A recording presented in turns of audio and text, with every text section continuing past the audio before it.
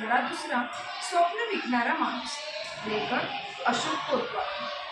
माणसाला स्वप्न बघता आली पाहिजे, नुसतीच बघता आली पाहिजे असं नाही, तर ती पूर्ण कशी होतील याचा विचार करता आला पाहिजे. असं आपणच नाही तर आपल्यापेक्षा श्रेष्ठ असे सगळेच लोक म्हणत असतात.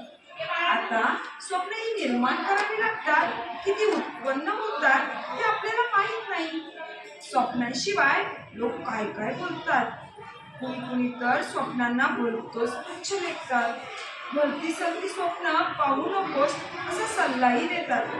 माझं तर म्हणणं असं आहे, ज्याला स्वप्न बघता येत नाही तो माणूसच नाही. जे स्वप्न आपल्याला समृद्ध करतं ते बघण्यासाठी संवेदनशील मन असावं लागतं. ज्यांच्याकडे असं तीव्र संवेदनशील मन असतं ती माणसं आपल्या स्वप्नपूर्तीसाठी वाटते करतात. इतरांपासून आपल्याला वेगळं करतात. स्वतः काहीतरी आदर्श बनवून ते वावरतात, नाहीतर इतरांना आदर्श बनवतात. पण अशा संवेदनशीलतेचा अभाव असणारी माणसं अदांतरीच तरंगत राहतात. ना धड इकडे ना धड तिकडे अशीच त्यांची अवस्था असते. लोक तिला स्वप्नवृत्ती म्हणत असावे. विना ध्यास आणि विना धडपडीशिवाय असलेली ही स्वप्नवृत्ती तशी घातकच नाही का?